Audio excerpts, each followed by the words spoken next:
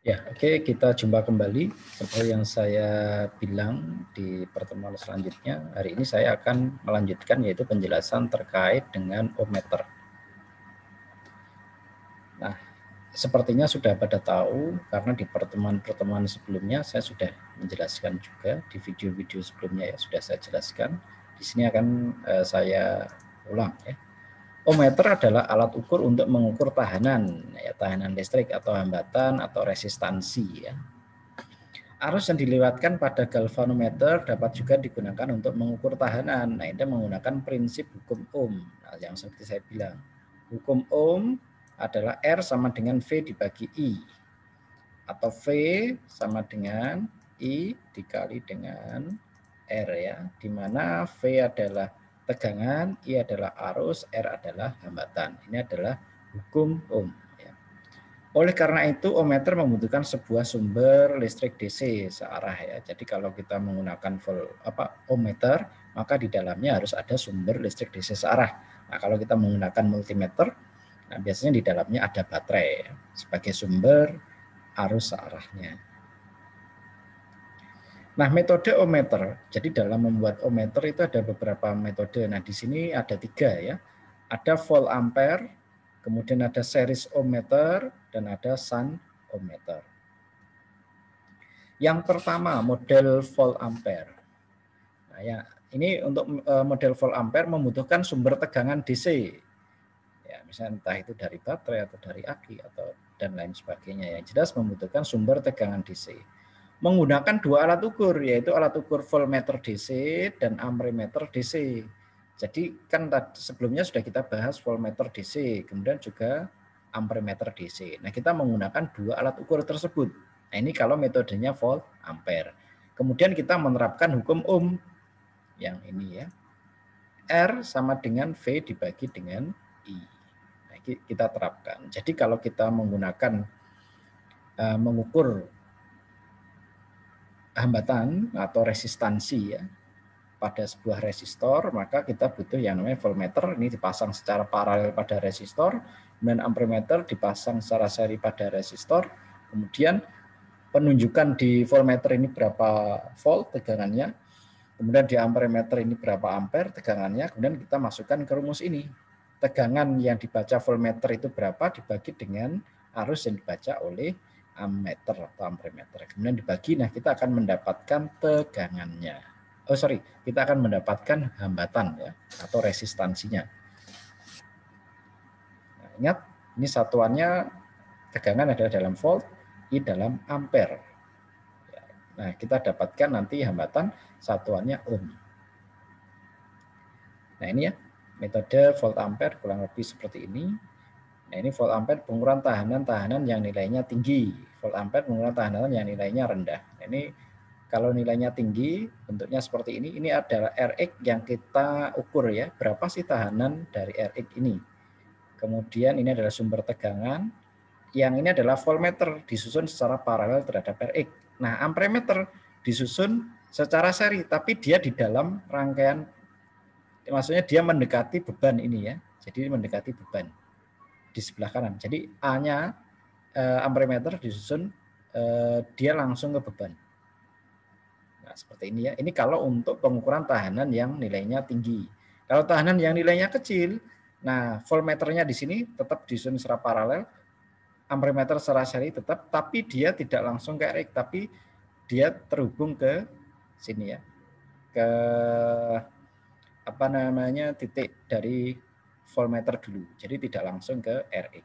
Nah, ini bedanya. Kalau yang atas ini untuk nilai tahanan tinggi, yang bawah untuk nilai tahanan rendah. Nah, ini metode volt ampere ya. Pengukuran tahanan kumparan primer trafo ya, transformator. Nah, ini bentuk trafo, ini misalnya sumbernya. Nah, ini menggunakan, ini tadi tinggi atau rendah? Ya. Jadi ini untuk mengukur tahanan yang rendah. Ya. Rendah berarti amperemeter di sini.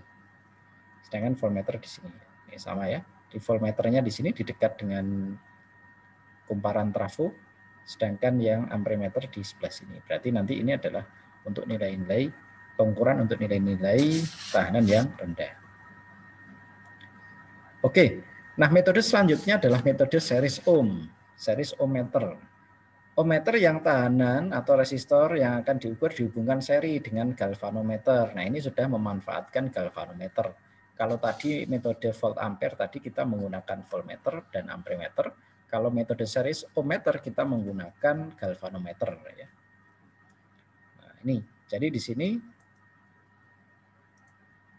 ini adalah probe warna merah, ini adalah probe warna hitam. Ingat untuk mengukur tahanan ohmmeter itu resistor tidak boleh dalam rangkaian tertutup ya, dia harus dilepas dulu sehingga di sini tidak dalam kondisi tidak di dalam rangkaian ya, tapi di luar.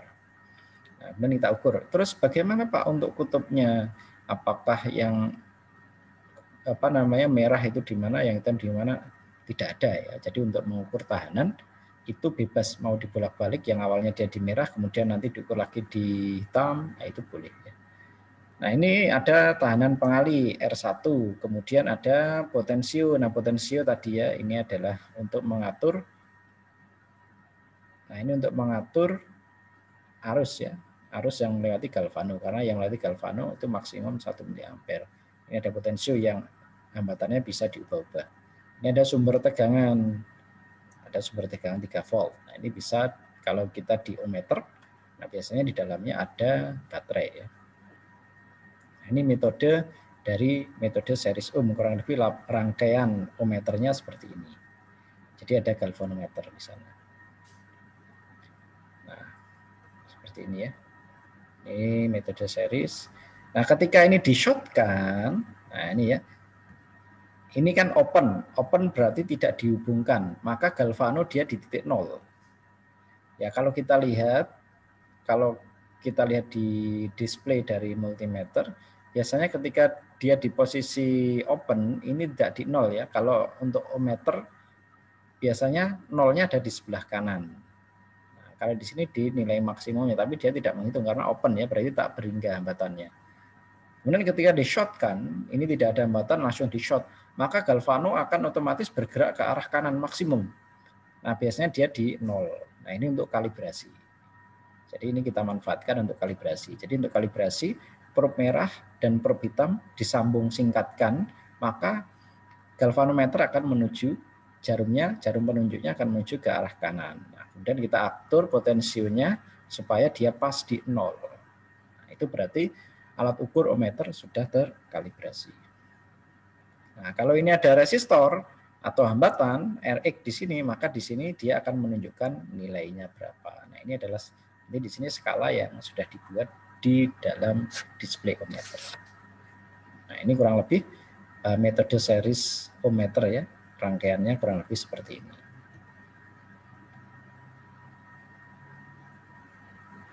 Nah, ini juga ini kalau diberi sumber tegangan ya, positifnya ke arah merah, negatifnya ke arah hitam, maka di sini akan ke kanan ya, seperti short ya. Seperti itu. Karena dia nah ini secara tidak langsung sumber tegangan di B 3 volt ini dia disusun secara seri dengan sumber tegangan yang ada di sini. Otomatis di sini nanti akan ke sebelah kanan. Ya, akan menuju ke 0. Ke 0 atau tidak ada hambatan ya. 0 ohm. Seperti itu. Nah, ini ya, yang seperti saya bilang tadi, jadi kalau ohmmeter yang kita lihat adalah yang sebelah atas. Yang paling atas sebelah kiri ini dia maksimum, hambatannya tak berhingga kalau dia nanti ke paling kiri. Kalau paling kanan 0 ya, berarti hambatannya 0 sehingga tidak ada hambatan di sini. Ya, jadi semakin ke kiri hambatannya semakin besar. Kalau open tadi di sini ya tak berhingga. Kalau short dia di sini di 0. Oke, ini adalah ohmmeter. Pengukuran tahanan metode series ohm. Nah, atur skala pemilih pada ohmmeter. Nah, jadi ini ya, saya ingatkan lagi di selektor, silakan pilih pengalinya mau berapa, mau 10K, mau 1K, mau 100 ohm, mau 1 ohm. Nah, ini kita menggunakan selektor, silakan pilih. Nanti ini digunakan untuk, jadi ketika jarum penunjuk nanti menunjukkan angka berapa, kemudian kita kalikan dengan faktor pengali ini ya. Kita kalikan dengan faktor yang ada di selektor. Jadi kalau kita 10K, ternyata di dalam jarum penunjuk, misalnya di sini menunjukkan angka 5, jarumnya di angka 5. Nah, ini berarti bukan 5 ohm, Tapi kita lihat selektornya dia di berapa, pakai faktor pengalinya 10K berarti 5 kali 10 yaitu 50K. Nah, ini untuk kalibrasi seperti yang saya bilang. Jadi sebelum menggunakan ohmmeter atau ketika selektornya dipindah dari 10K kemudian ke 1K atau ke 100 ohm, maka jangan lupa untuk dikalibrasi terlebih dahulu. Nah, probe warna merah dan probe warna hitam di-shotkan, kemudian di sini harus 0. Kalau tidak 0 bagaimana? Nah, di sana ada untuk adjust ya, untuk mengatur supaya dia ke 0. Nah, jadi bentuknya di dalam multimeter atau ohmmeter itu ada ya. Nah, biasanya di sini ya. Nah, yang sebelah kanan bawah ini kita putar untuk supaya dia 0. Ketika kita hubung singkatkan tadi ya, antara probe merah dan probe hitam. Dia harus di 0, baru kalau sudah di 0 baru kita gunakan. Nah, ini pengukurannya seperti ini, resistornya ini bisa dibolak-balik juga boleh. Ini ya jarum penunjuk dikali dengan faktor pengali. Misalnya ini menunjuk ke angka 100, ternyata faktor pengalinya adalah 10K, maka 100 kali 10, jadi 1000K. 1000K, K ohm ini sama dengan 1 mega ohm. Ya ini diingat-ingat ini satuannya. Ya, jadi oke, saya jelaskan di sini terkait satuan. Jadi 1 K ohm, 1 K itu kan 1 kilo ohm ya. 1 kilo ohm itu sama dengan 1000. Sama dengan 1000 ohm. Kalau 1 mega ohm, M-nya besar ya, bukan kecil. Kalau kecil itu mili.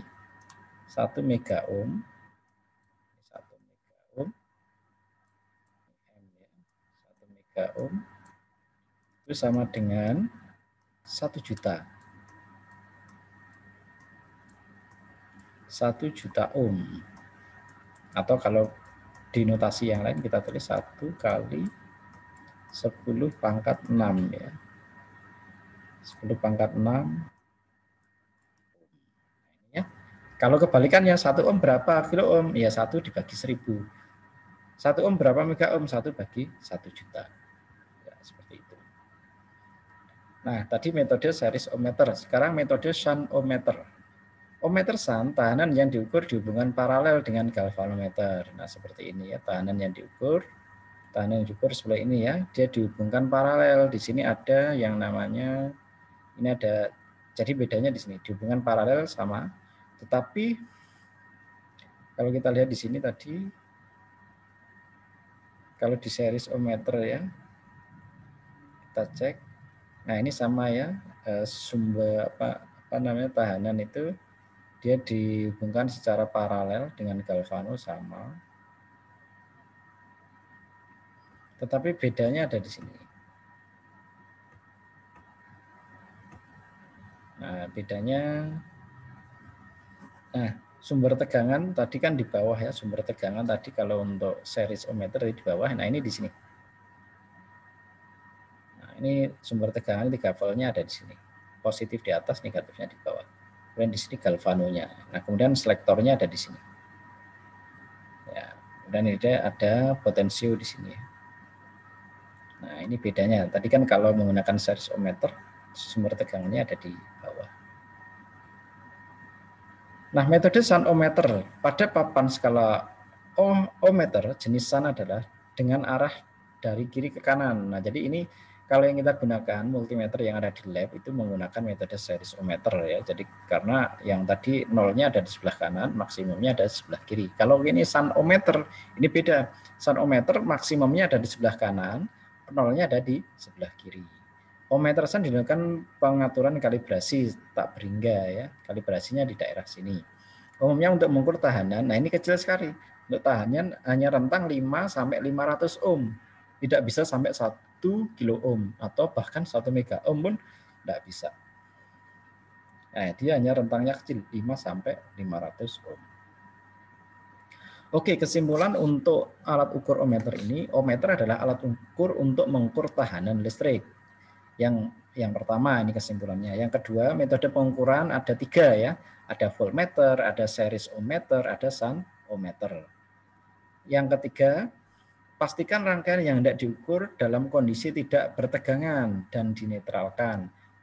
terlebih dahulu sebelum ohmmeter dihubungkan. Jadi pastikan resistor atau tahanan yang akan diukur dia terlepas dari rangkaian atau tidak ada tegangan atau arus yang mengalir pada hambatan atau resistor tersebut.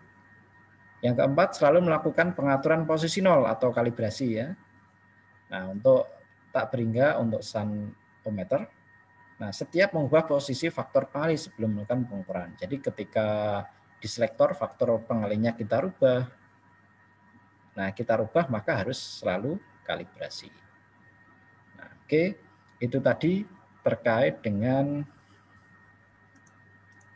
ohmmeter ya. Saya kira cukup. Oke, sekian. Terima kasih.